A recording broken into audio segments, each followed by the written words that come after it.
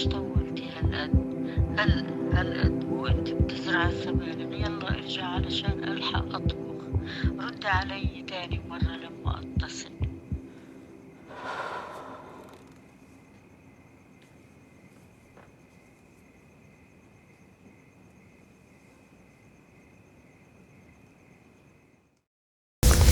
Hi everyone, welcome to this new episode of Carolyn Talks. This is the podcast / YouTube channel where I, your host, Carolyn Hayes, film critic and journalist, speak to film creatives around the world about their work, the industry, and what inspires them. And today, for one of my special interviews for the 2024 Regent Park Film Festival here in Toronto, I am joined by filmmaker Fateema Al-Hamaydeh Miller to talk about her film, Mawtini. Did I say that right? Yes. Which is a short film about I think it's about reclamation, but it's also about colonization, colonialism, and finding one space in a place that is not your own ancestral home. And it's a beautiful short film, and I'm so happy to have her talking with me today. Yay. So happy to be here. I'm so glad we get to connect. I know, right? Yeah. So talk to me first about how you start your journey to becoming a filmmaker, because I always say like no filmmaker's path is the same. And I think it's important for people who are interested in becoming a filmmaker, joining the industry, whether it's a cinematographer or writer, knows that you can start at whatever point you feel called to, and like you don't have to follow anyone's particular path to get to there. 100%, yeah. So I guess like looking back, it all makes sense. But in my like development and like education, and growing up, I never thought that this could be a career. Like I come from a working class family. There's no like professional artists in my kind of lineage. A family that has been through a lot and hasn't had the space to dream so much, I guess, in terms of having careers that, you know, are also connected to your soul in that way of like when you're called to be an artist. So anyways, I never saw this as a possible career, but I always had this like, I was a creative kid and I loved to put on like little shows with my stuffed animals and make videos with my friends, and loved like when I got a bit older performing, and I thought, okay, I loved movies, and I was like, okay, I didn't like understand like all that went into making movies, so all you see right is the actors, and I was like, okay, that's what I want to do. So initially, like I went to university, and my family's like, you're gonna be a teacher, so take your teachables, you know, fair. Like get a real job. Yeah. And so I studied theater and English and sociology, and so I could be prepared to like go and do teacher's college after that. And then I was like, okay, my secret plan is to be on SNL and be an actor and blah, blah, blah, like, you know. So I did like a lot of like clown and improv and sketch comedy, and then kind of got out into the world and was trying to be like to pursue like auditioning, and I found it like super disempowering. And like I had an agent that was like, oh, well, we're not going to because of how you look, like we're not going to submit you for any Arab roles unless you are going to do an accent. And I was like, I don't feel comfortable. Like I also like just give that role to someone with an accent. So anyways, it was just like very like disempowering, and I felt like there was no space for my identity and like lived experience in this kind of more conventional media world. And also as an actor, you don't have that control. You know, you're just keep putting yourself out there. Anyways, and then this is a long story. I'm sorry. It's like very roundabout. No, because everything you're saying actually does play into what the film is about. So it makes sense. But yeah, so then my university offered like a continuing ed course for free when you graduated, and I ended up taking like a screenwriting course. And like in theater, I had never like found a place that like didn't really want to write plays. Like my brain didn't work that way. I was like, oh, I'm such a visual person. Like I think in pictures, and I didn't put it together that like, oh, that's obviously what film is, and that's what directors do. And so when I took that continuing ed course, I was like, oh my gosh, this is the first time I feel like this is the medium for me. Like I feel excited to keep learning and growing, and I don't feel like it's so heavy, and I feel it's so empowering to have the space to tell my own story. And our screenwriting teacher had this quote where she's like, the screenwriting is the one place where you can speak and not be, or writing is the one place you can speak and not be interrupted. And I felt like I was still like trying to find my voice and understand who I am in the world, and that was the place where I could tell my stories, and it felt authentic to me. And so then from there I was going to go back to school for production, but the pandemic happened, and so I did a college like post-grad for screenwriting instead. And then basically from there I kind of started just going to any, like on Zoom there was like a writers meetup or things like that, just trying to meet people in the industry. And then through a friend in a writing group, she knew someone looking for an apprentice in the union for props, and so I kind of wiggled my way into many opportunities, just like saying yes, and got working on set. And because of the pandemic, it was like, so there's a lot of American productions coming. So just getting like more experience and learning through that kind of bigger model of like what I want to take and what I want to leave there, and then working on my writing, and then just slowly putting together the people to make my first project, and then just kind of went from there. But like it all kind of made sense looking back, but I never thought that it would be possible to be where I am, so I feel very grateful. No, but that's how the creative process is, you know. So like finding your path to becoming a creative makes sense. The creative process it's not a linear thing. I always say that it's not linear. So the creative process is not linear. So the path to becoming a creative shouldn't be linear. You're so right. Make sense, right? Yeah, you're so right. And something that you said there's a couple things that you talked about studying sociology, and I'll be able to discuss that because I think that really does come through in Mawtini. But something you said there that I do want to point out, because a lot of my work is talking about how people of color and like those of us from like ethnic communities have to fit into this world in North America particularly. Like you said, like people they didn't want to cast you for Arab roles because you didn't look like what they considered Arab, or you didn't have like an accent. So the reason I want to talk about that is I need people to understand, like, when you're in North America, you're born and raised in North America, they tell you, oh, you need to assimilate, you know, or even if you're a first or second generation immigrant, you need to assimilate. And you do, you know, like you're born here, you don't have an accent, you have a Canadian accent, you know, and like they'll want to cast you for a role of an Arab, but they want you to forget that assimilation or that you know, integration. As I talk about the difference between assimilation and integration. And so I think it's so absurd of how the industry is, where they say we want you to be fully integrated, to assimilate. You know, we don't want you to, when you're outside of out of the film space, we need to make sure that you fit in with us. But then once there comes to casting, they want you to forget that. You have to be other enough, like, and it's like, the thing is that's so crazy. It's like people will always be like, oh, you don't look Palestinian, and those are people who obviously have never been to Palestine, have never been to a Middle Eastern country, because if you've been and you see people, it's like such a mix, like it's such a diverse population. There's like people who are black, there's people who are white, people who have blonde hair, people who have curly hair, people who have colored eyes and dark hair. Like it's such a diverse, people look so different. So it's like, it's just kind of funny that you have to fit in this box of like what the idea of the other is, rather than this is just actually who I am. So right. And it just kind of shows like they want us to conform to their idea of what we should be, rather than what we actually are. You know, same thing. I'm from the Caribbean, and like I'm from Barbados, and like I'm always very proud of mentioning I'm from Barbados and I'm an immigrant, because when you watch like a lot of North American productions, whether it be American or Canadian or whatever, they put the idea of being Caribbean having some weird approximation of a Jamaican accent, because they think that we all sound because they think we all sound like that, you know, because they can't be bothered to go and, for instance, go and look up a video of what people from St. Vincent and the Grenadines, Barbados, St. Lucia, Martinique, all of these different islands, so many different places with its own individual culture and dialects and way of speaking, but they want us to sound the way they think we should sound, because they can't be bothered to learn. And I'm like, but we as the people who we have to learn theirs. We have to learn their world, but they don't want to learn our world.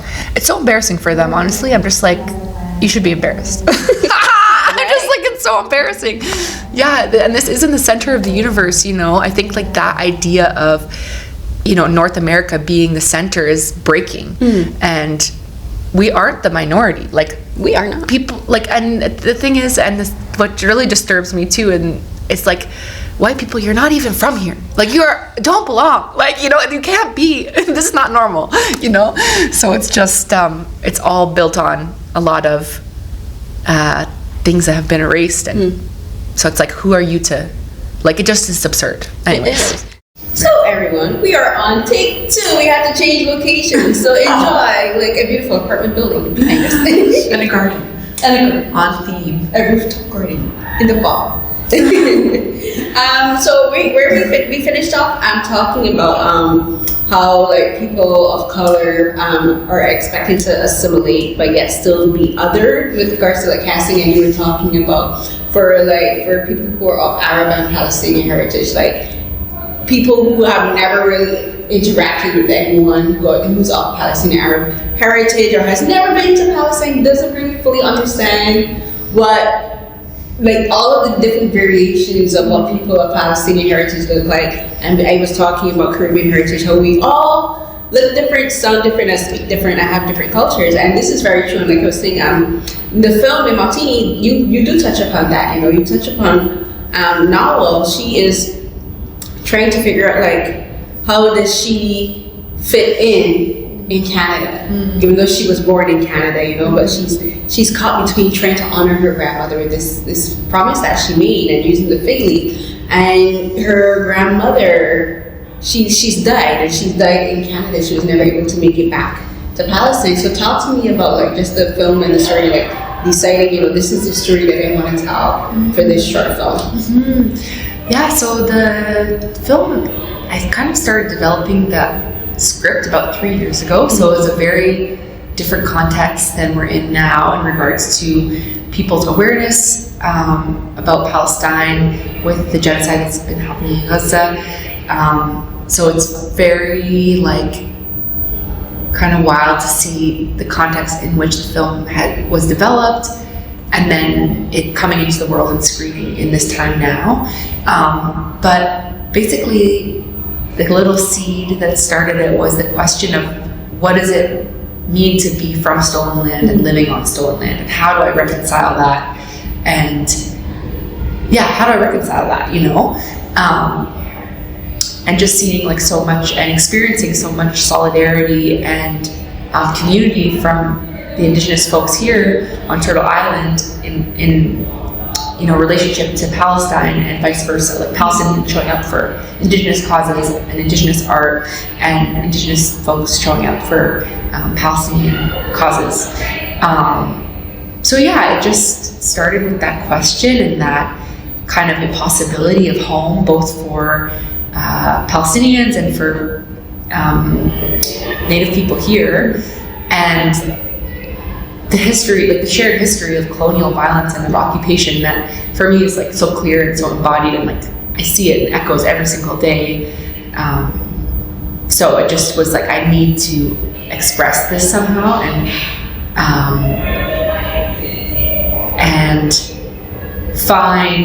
try to like keep asking the question until something arises. Like, is there something that I can find here that can give me a path forward with this impossibility of like living in a colonial context? Yeah, when I was watching the film and like when I realized what it was about, and it was about her trying to honor her grandmother and her grandmother dying and stolen land and trying to get back to her home, I was just thinking like, what must it be like for you and for the cast and your family and everyone having in the film being released at a time like this, you know, because I was just thinking like, the world, like everything is so unpredictable that you could have never imagined that this was happening. And this is not to say that Palestine has been oppressed and occupied for 76 years now, and like in making that film, you are talking about that particular discussion of being dispossessed of your land, but not with the genocide happening and like the theme of death. You know, in the film, I was just thinking, I'm like, how do you process something like that? And the thing is, for me as someone who's Caribbean but of African ancestry, that is something that I think about regularly, because for me, I don't know who my ancestors are specifically, because once African people were brought over, like we lost our identity, you know, like I can't trace back and say specifically, is my family from Benin, is my ancestry from Nigeria, from Ghana, you know. I can pick up some similarities with regards to like some cultural practices, like one of Barbados's traditional dishes is a dish called conky. And I was watching a series called High on the Hawk. It's a Netflix show about food. And the host went to Benin, and they have a dish that looks like conky, you know, and like we have this thing called maquet. And it was like, wow, oh, like it's the origin of conky in Benin, okay. You know. So that's how I have to be able to like. That's how I have to think. Okay, like I can. And I saw people like, oh, they look like Bajans, you know. Yeah. And so for me, so when I was watching the film, I'm just thinking, like, I think how beautiful it is to be able to like trace back ancestry and say I know where my people are from, you know. And then for the character of Tanya, she knows where her people is from. She is on her land, but she's still dispossessed of her land, you know. And like for people of ethnic communities, like people really don't understand how devastating colonialism is. It just rips something away from you. So I want you to be able to. So can you just talk a bit about just being able to like, I don't know if it's same rectify, but like just like dealing with the emotional aspect of that as a filmmaker. And I sometimes like this is something as filmmakers sometimes depending on like what the film is about. If like making the film was a form of catharsis for you, you know, like we were like, I'm trying to figure out this out, so I'm gonna put it out in a film to kind of like lay it out, you know. So the film is like a diary for you. Yeah, it's like really wild because we were set to shoot like. We shot this film the weekend after October 7th in 2023. Seriously? Yeah, so I wrote this film before October 7th, and then we were set to film, like we shot the film the weekend after October 7th. Like we couldn't change the production dates. And it was so like, it was such a devastating time, and like I was like totally not okay, as many of us were in that state of like shock and like, you know, all these new developments and constantly being engaged with like what's happening on the ground. And so really this film is what got me through that time, because my actors like Reina and Monique were just like so lovely. Like we had built such a relationship kind of like over Zoom doing rehearsals, and then when Reina came in person, and her and Monique and I, like we had rehearsal at my house and we ate together and we like cried together, and it was just like those were the connections I needed to get through that time, and just like being able to keep coming back to the film and working on the film, and then okay, it's a break from the edit, I'm calling my reps and I'm like fucking sending emails. And Monique, who plays Tanya, she was like a mentor for me in the process of making the script, and then a story editor for the project. And she's like a long time activist. Like she's been standing up for Palestine for a really long time.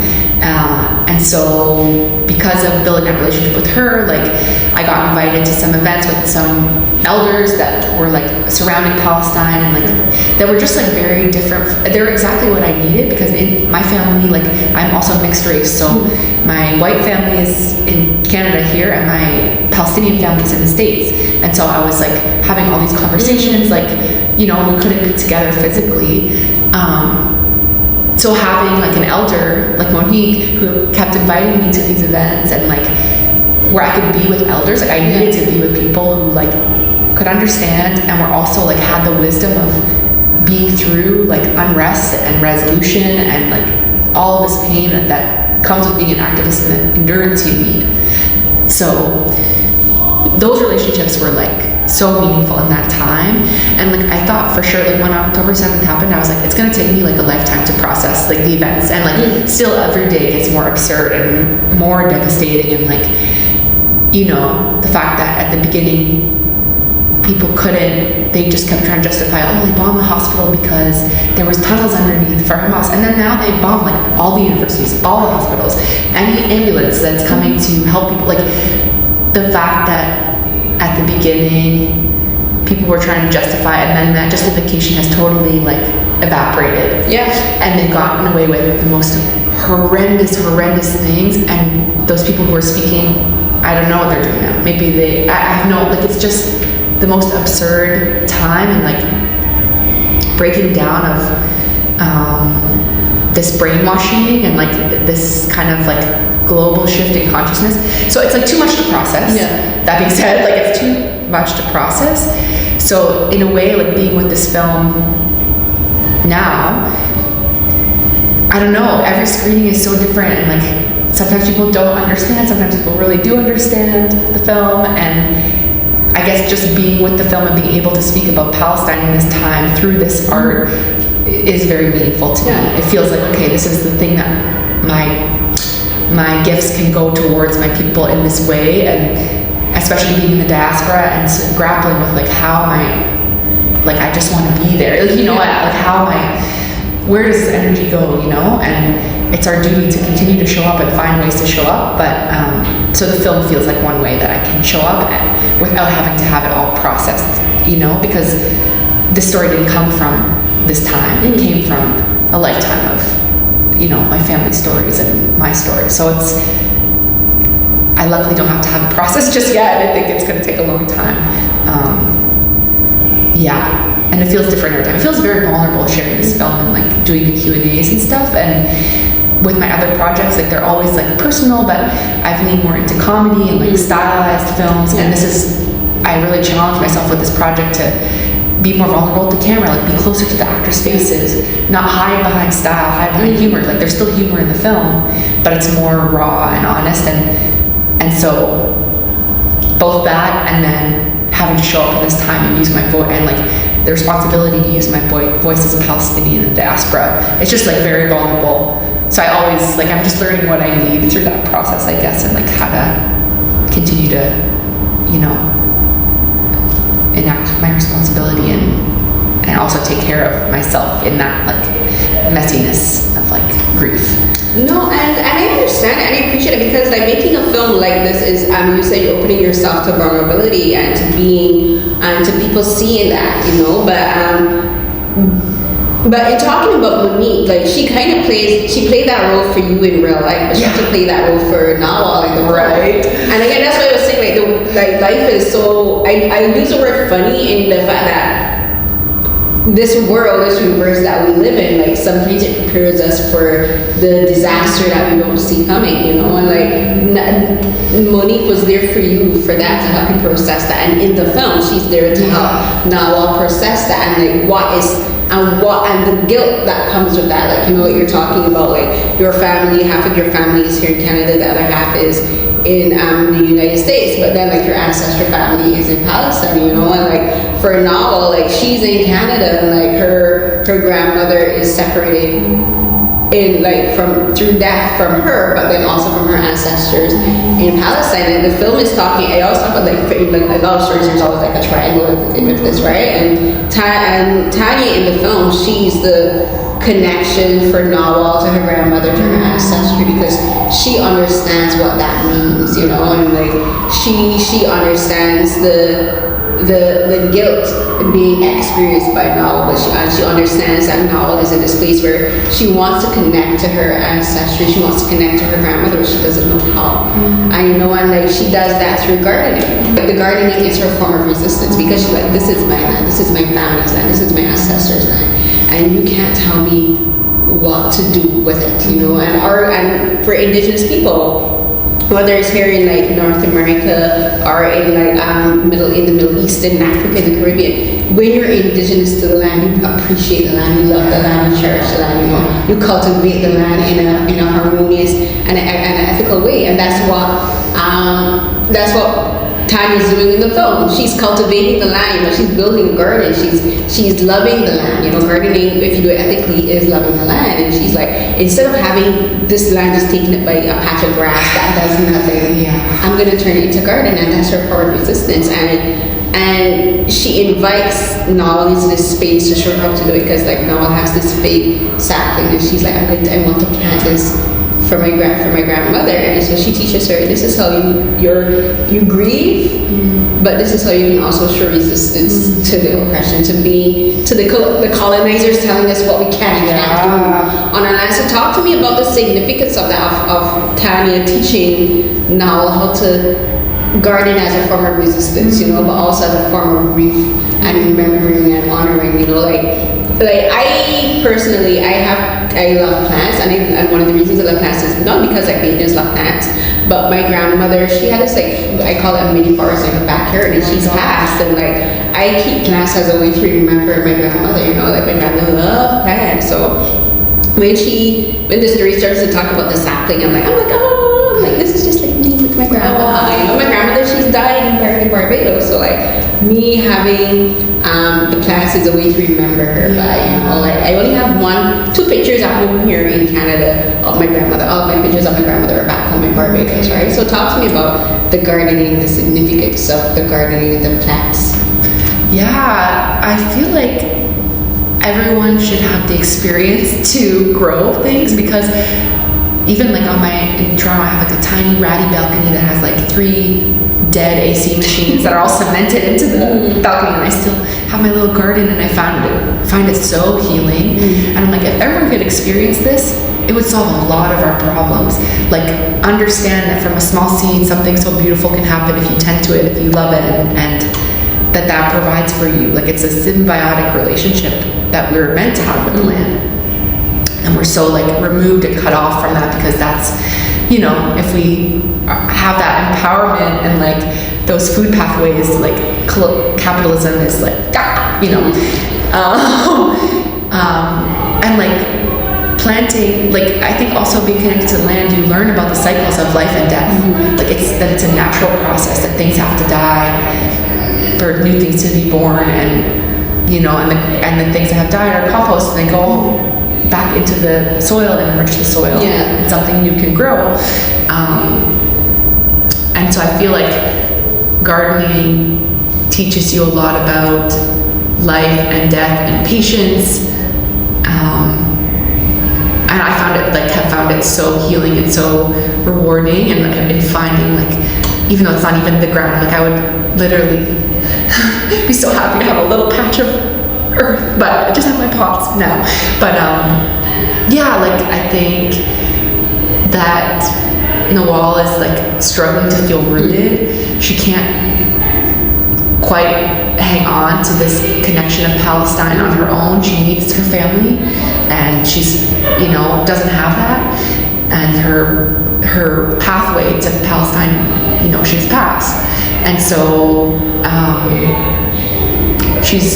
she needs to be rooted, and Tanya kind of teaches her that when you like can talk with the land, you can find home. Like that connection can still be here.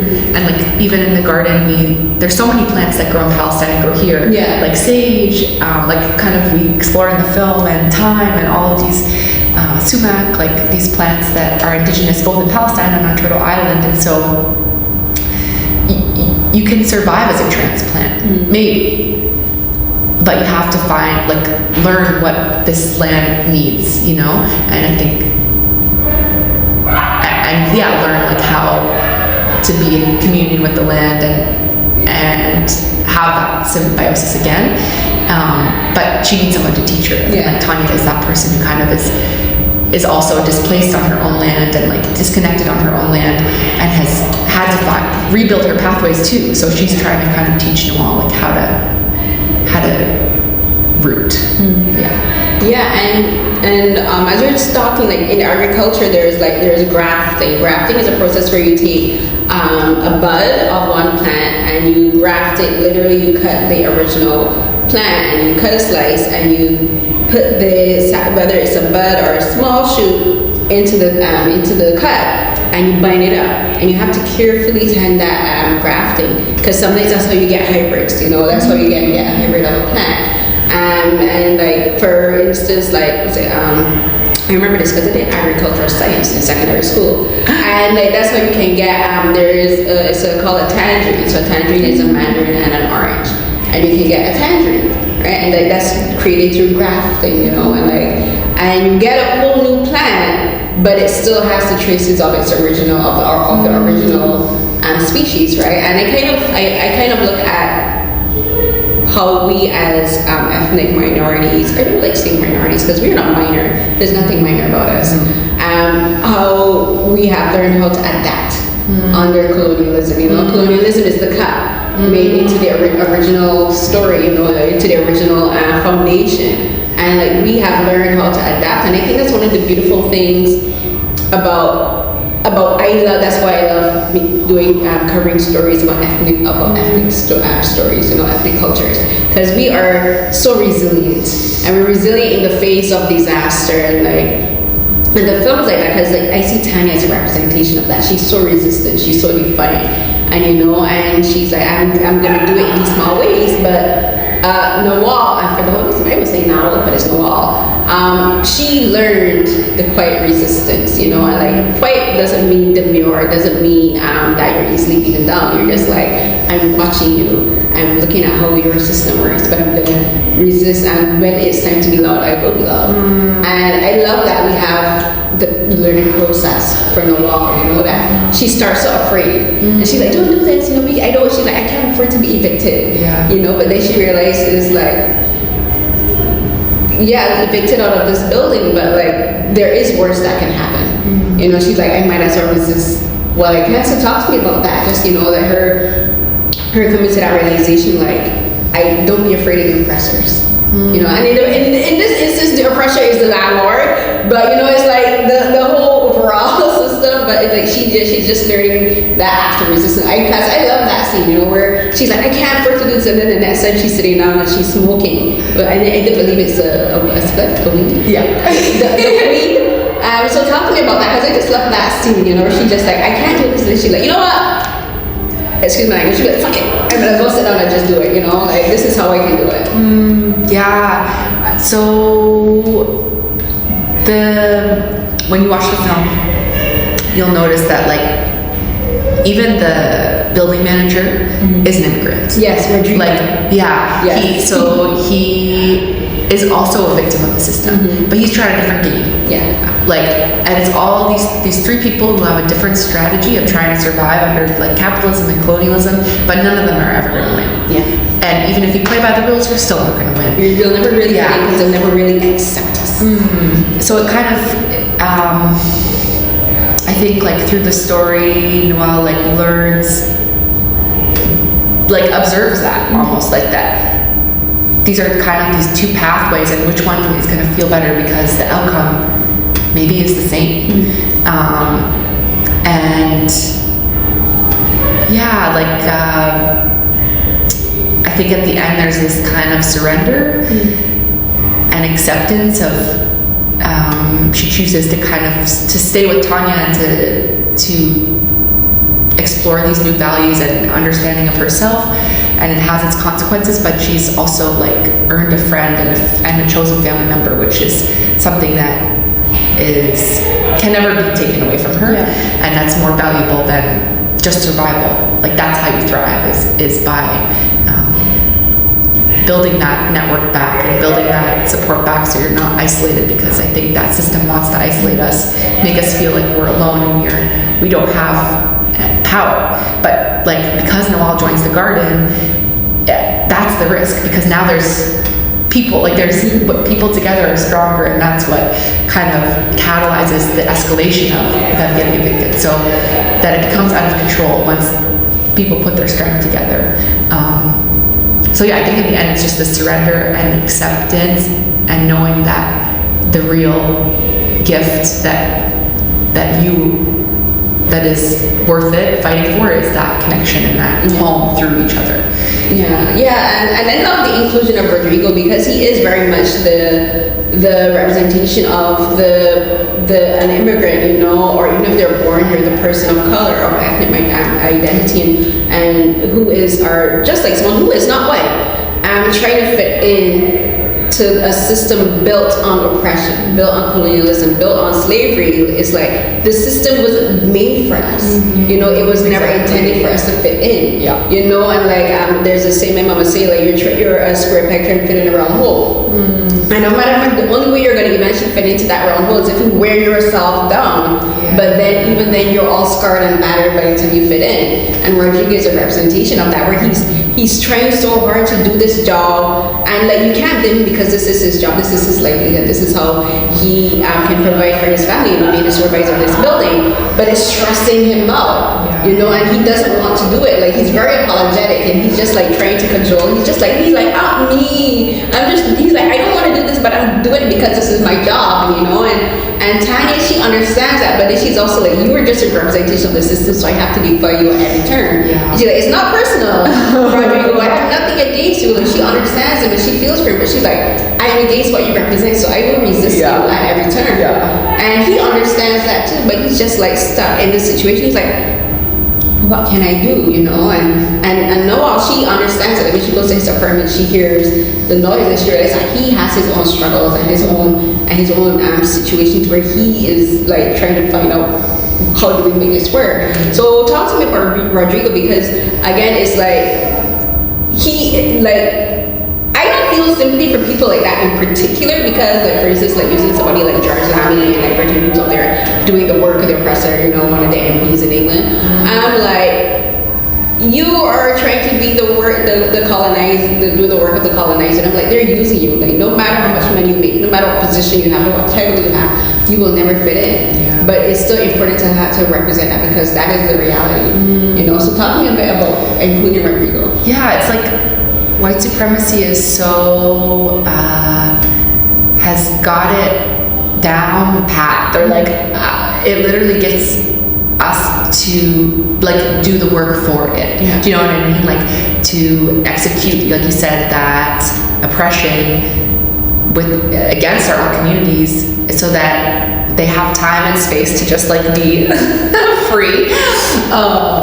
So yeah, the fact that like the system is kind of built for what you said, like that.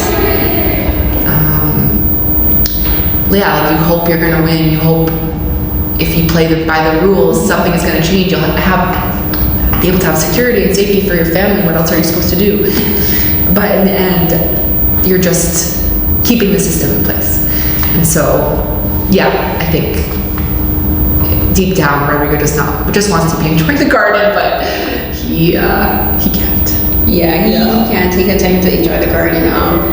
And we're gonna have to wrap it soon, because like the filming is gonna start soon. But one of the last questions that I want to ask you is, now you talked about working with Monique a bit. Talk to me about working with Rena on the film Who Plays Noel. Like something that I noticed in this film is you don't necessarily identify where each person is from. Like I know that Monique is indigenous because she has that accent, you know, like you can hear her accent coming through. You know, Rodrigo is an immigrant because he's clearly of Canadian heritage, like he has his accent and everything. But for Rena, like, she has a Canadian accent. You can tell she's born here. But the only way you know that she's Palestinian is when she's going through the box.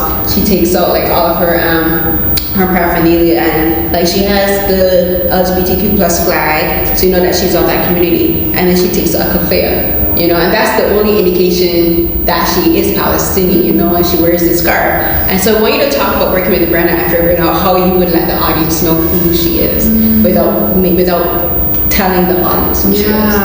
Well, like a huge part of how genocide is able to happen is through dehumanization. And like the Western media has been relentless in dehumanizing Palestinians, and it's been such a successful like form of propaganda. And like as a filmmaker and a storyteller, the one thing that I can do here is to humanize our people through media, because like media is more powerful. Like that's how this, you know, that dehumanization occurs. Like having films where Palestinians are complicated and human and have, you know, the prism of their whole identity on screen, like that's a fight worth pursuing. And so whenever I'm building a story, like for me it's not like I don't go like no one just like you shouldn't have to go around trying to prove who you are. I just want to be a person, and I want to be Fateema. I want to, you know, experience the world and without having every corner order to prove who I am. And I felt like I've had to do that a lot through my life because of my own fractured identity, and then being Palestinian is its own fracture. And so when I'm trying to write Palestinian characters, they are just the center of the story. Halas, like I don't need to explain. Yeah. And I think also that's how secretly I get people to connect with them first. Maybe they find out they're Palestinian later, and maybe they have their own internal crisis of like what that means, or maybe they come to this kind of like unconscious, slowly understanding of like, okay, we're human too. I hate that we have to even make art that humanizes us, but I think for me, not explaining and just showing like she is a person, she's Palestinian, she's Canadian, she has a fractured identity, she's figuring out who she is, and that's all okay, is the most like liberating thing that I can do in my stories, and it gives us agency, and gives us the whole that has been taken away through Western media. Yeah, we should be able to just exist without having to justify our existence. Sadly, that is not the world we are in, but we can use our work, our art, to tell the world like we are here, we do have a right to exist, and no matter what you see, you can't get rid of us, and like you're not gonna silence us, And I think like a film like this is so beautiful because again, like Noelle, she just gets experience, and the film is about her grief, and it's about her trying to keep this promise to her grandmother, but then it's just all about all these beautiful stories being told. You're telling the story of the indigenous people, you're telling the story of their resistance and how they go about it, but then also the grief, because like for Tanya, like there was a line where she doesn't explain to Noelle what her trauma is, but Noelle doesn't need to be told what it is. She just inherently understands, and she gives Tanya her space, and that's part of it too. Like being able to relate to people on such a base level where you're just like, I understand you, I see you, and I hear you, and you don't need to rip yourself open for me to be able to see you and love you and accept you. Like I accept you just as you are. And that's what like I get so frustrated in this system in Canada. I think we have to go soon. But anyways, there's like this pressure to like you said, rip ourselves open, focus on our trauma in order to justify telling our stories as people who are of the like minority in this industry. It's like, no. We get to be whole. We get to have stories that are genre. We get to have stories that are comedy, that are complex, that are human, that are romantic, whatever. And we shouldn't have to just be showing our trauma in order to justify our place here. And also, I think we have to go to screening. Thank you so much for taking the time for talking with me. This was great, and nice. I appreciate the adaptability, and but no, this was, and it kind of makes sense because we have to move locations. Yeah, it's on theme. It's on brand. It's on brand. But this is so great. Congratulations to you and the cast and the crew. Everyone did a fantastic job. Thank you so much for your time. Can I give you a hug? And Free Palestine. Free Palestine. That was